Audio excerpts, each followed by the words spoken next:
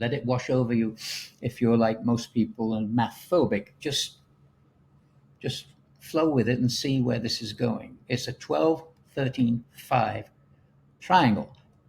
What is that?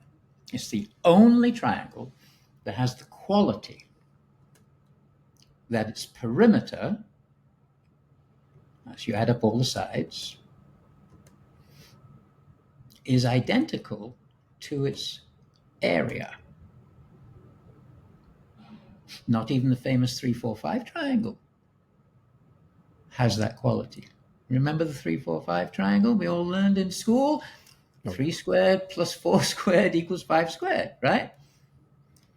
Very important and a huge deal with the Freemasons. But even that triangle is not as important as this one in terms of it expressing unity, equality. Perimeter and area are equal. It's the only triangle that does that. 5 squared plus 12 squared equals 13 squared. It is, in fact, the second so-called Pythagorean triple. That's a triangle that has only pure integer sides.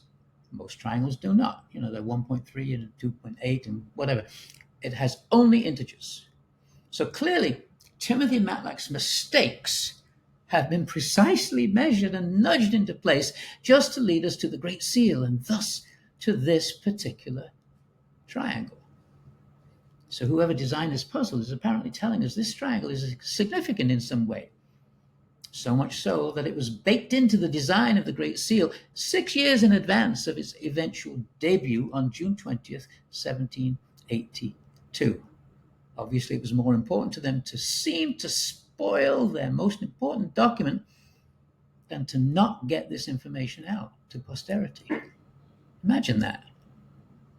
So let's look then at the words that are surrounding that disconnected capstone with the single eye of providence peering out from it.